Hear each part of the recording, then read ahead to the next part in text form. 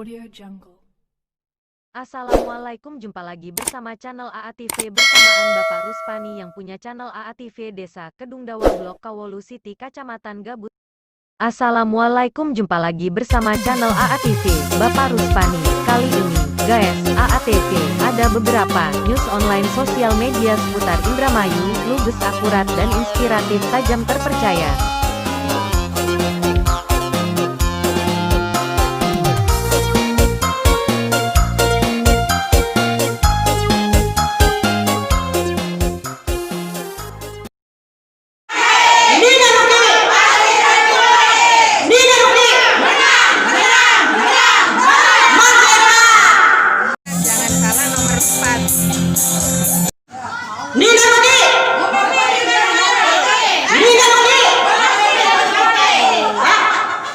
Tapi jelas tanggal 9 Desember Lucky Nina akan memenangkan Pilkada Kabupaten Batu. Itu. Ya. Jadi tidak berbicara presentasi berapa persen, tapi kemenangan mungkin Lucky Nina kita buktikan nanti pada tanggal 9 Desember. Ya, saya baru. Jatuh nggak ada yang nolongin karena begitu gelap. Kalau di sini kan banyak uang tani ya. Pertanyaannya gimana di sini? Airnya lancar nggak? Airnya nggak lancar. Ya, karena rata-rata punya masalah irigasi. Padahal Indramayu adalah lumbung padi nasional. Tapi kenapa tidak diprioritaskan? Pupuk susah apa gampang dapatnya? Harganya mahal apa murah? Padahal Indramayu lagi-lagi adalah lumbung padi nasional. Harusnya saya juga dia kasih tahu sama Bu Haji Ami, Mas Luki, melasi wong Dermayu, bocah-bocah namanya pada nganggur. Saya bilang, Bu Haji Ami, orang Dermayu pada malas-malas. Bukan malas-malas, lawangan pekerjaan. Jadi wong Dermayu itu uang malas kan? Buktinya pada kerja ke luar negeri, buktinya pada kerja ke Jakarta karena apa? Pekerja keras. Tapi di sini memang lapangan pekerjaannya sempit. Pak Haji Ibrahim bilang bermacam-macam supaya bisa masuk ke Pak Haji Ibrahim bilang gini, Luki, tapi kalau saya ajak teman-teman saya berinvestasi di Indramayu, buka pabrik, buka kawasan industri, syaratnya apa? Syaratnya yang kerja kudu wong Indramayu. Aja mau warung deleng, anak pembangunan, anak tapi mau nonton, jangan, tapi harus bisa ikut bekerja di situ, bisa menjadi salah satu syarat pendirian pabrik-pabrik Indramayu menggunakan tenaga kerja Indramayu.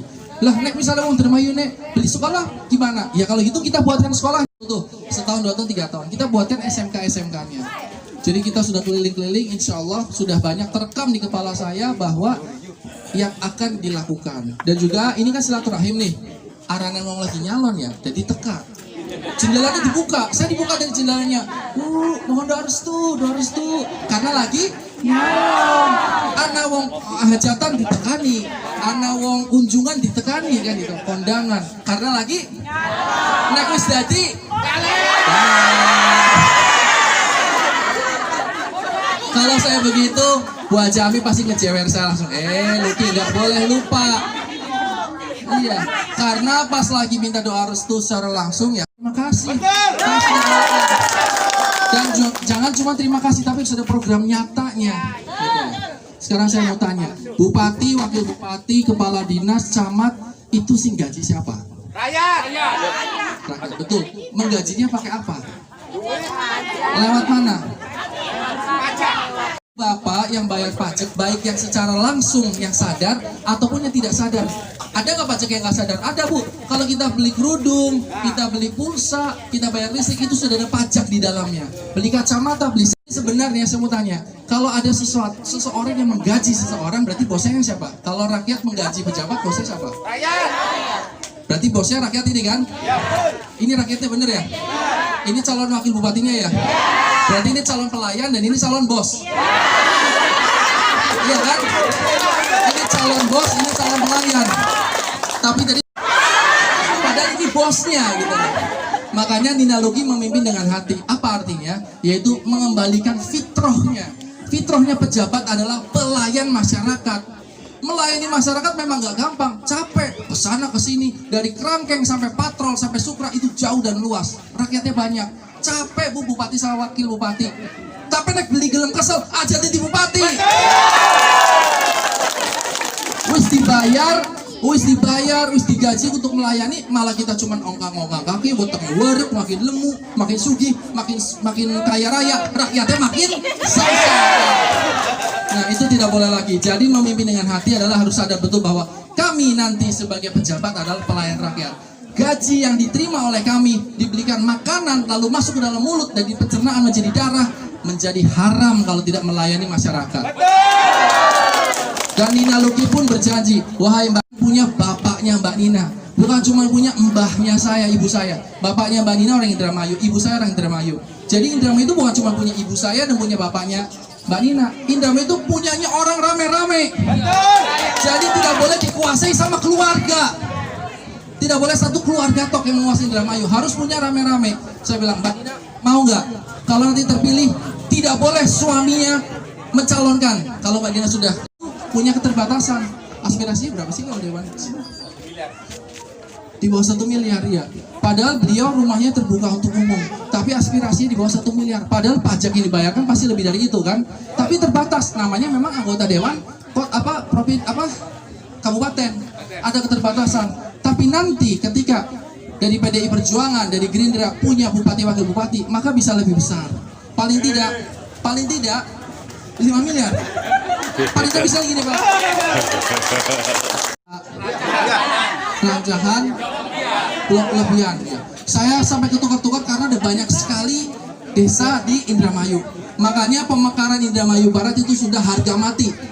Melas, kalau misalnya mengurus sesuatu harus ke Indramayu jauh sekali.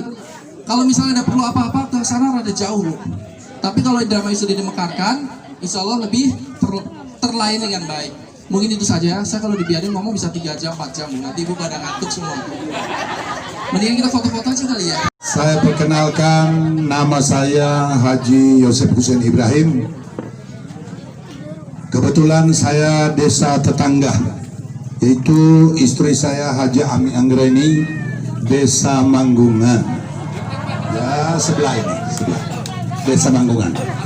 Tahun 92 akhir saya menikah dengan Ibu Haja, dan sekarang bertempat tinggal di Jalan Pantura, Desa Santing, depan Hotel Flamingo. Ingin tahu Hotel Flamingo? Nah, itulah tempat saya sekarang ini. Jadi melihat masyarakat atau keluarga besar saya, khususnya masyarakat Kabupaten Indramayu, adik saya Dewan, khususnya daripada PDIP. Saya tadi mengira rumah Dewan itu yang kita parkir. Tapi begitu acaranya ternyata di sini adalah rumah Dewan. Ini ibu-ibu, bapak-bapak harus dijadikan satu perhatian khusus yang harus dibanggakan sebagai wakil rakyat menjadi pejabat. Bukan wakil rakyat pada saat jadi seperti ya sedikit saya sentil dari partai-partai lain, apalagi partai yang sudah menguasai berpuluh tahun di Indramayu, dijadikan seperti kerajaan. Ini sudah tidak sepantasnya lagi. Tidak ada lagi istilah turun-temurun dari suami ke istri, ke teman yang baik turun lagi sekarang kepada anak. Nggak bisa lagi sekarang ini. Kenapa? Hasil penelitian LIPI sudah diberikan kepada Menteri Dalam Negeri dan juga KPU Pusat, bahwa kepemimpinan daerah yang bersumber dari biang kerok daripada korupsi. Ini mulai saat sekarang kita harus lawan. Harus kita lawan. Jadi saya berharap, tadi saya lihat, loh ini anggota Dewan khususnya daripada PDIP. Tapi saya bangga. Ini harus dijadikan satu contoh bahwa beliau telah diberikan kepercayaan oleh masyarakat menjadi wakil rakyat. Ternyata tidak mementingkan kepentingan pribadi beliau. Nah, ini saya bangga, baru sore ini saya bertemu dengan anggota dewan yang penuh dengan kesederhanaan. Jadi saya berharap kepada, kalau kita kepingin merubah Indramayu, sudah saatnya pada tanggal 9 Desember nanti menangkan nomor 4 Nina Loki. Jadi secara jujur, kalau nggak salah wilayah desa ini juga sama dengan kita Manggungan. Sistemnya persawahan tak ada hujan. Ada hujan baru masyarakat bisa nanam. Tidak ada hujan, pertanyaannya karena tidak adanya keadilan, khususnya keadilan tentang ekonomi, khususnya di Kabupaten Indramayu. APBD Indramayu kalau nggak salah Pak Dewan, saya dapat informasi sudah 4,2 ya. 4,2 tahun kemarin, 4,2 triliun Bu. Kalau uang itu di hektar lebih lewat Surabaya loh dari sini. Jadi 4,2 triliun. Pertanyaannya, membayar gaji karyawan PNS Kabupaten Indramayu kalau tidak salah hanya sekitar 1,7 ya. 1,7. Sekarang dikemanakan yang 2,5 triliun? Dikemanakan? Jangan masyarakat diiming. Coba lihat perjuangan kami Islamic Center. Itu bukan biaya APBD, itu adalah bantuan pusat. Jadi kita jangan dikibulin lagi terus menerus. Nah di sini saya berharap kepada masyarakat desa, mulai saat sekarang buka mata, buka telinga, dan konsentrasi bahwa Indramayu bukan kabupaten yang miskin. Indramayu adalah sumber yang tidak dimiliki oleh kabupaten lain. Tapi sayang, dibalik sayang, kalau saya berani mengatakan kepada saudara-saudara, mungkin di pertemuan ini ada dari Bawaslu, mau ada dari KPU, saya nggak pernah pusing. Tapi secara jujur, kalau dikatakan mungkin barangkali pemimpin sebelumnya sebetulnya biasa-biasa aja, biasa di Indramayu. Tapi coba lihat kekayaannya di Bogor, lihat kekayaannya di Jogja yang namanya Malio Rianto almarhum. Jadi ini perlu bapak-bapak, uang siapa yang dibawa? Adalah uang saudara-saudara sekalian. Jadi alhamdulillah. Kenapa? Karena mereka sangat ketakutan kepada masyarakat bila ada pemimpin lain yang bukan kelompok mereka akan memimpin Indramayu, akan membongkar kerahasiaan pembahagian migas, pembahagian hasil bumi yang ada di Indramayu tidak pernah dibuka. Baik Rianto almarhum. Jadi ini perlu bapak-bapak, uang siapa yang dibawa? Adalah uang saudara-saudara sekalian. Jadi alhamdulillah, mulai saat sekarang buka mata, buka telinga, dan konsentrasi bahwa Indramayu bukan kabupaten yang miskin. Indramayu adalah sumber yang tidak dimiliki oleh kabupaten lain. Tapi sayang, dibalik sayang, kalau saya berani mengatakan kepada saudara-saudara, mungkin di pertemuan ini ada dari Bawaslu, mau ada dari KPU, saya nggak pernah pusing. Tapi secara jujur, kalau dikatakan mungkin barangkali pemimpin sebelumnya sebetulnya biasa-biasa aja, biasa di Indramayu. Tapi coba lihat kekayaannya di Bogor, lihat kekayaannya di Jogja yang namanya Malio. Jangan masyarakat diiming. Coba lihat perjuangan kami Islamic Center. Itu bukan biaya APBD, itu adalah bantuan pusat. Jadi kita jangan dikibulin lagi terus menerus.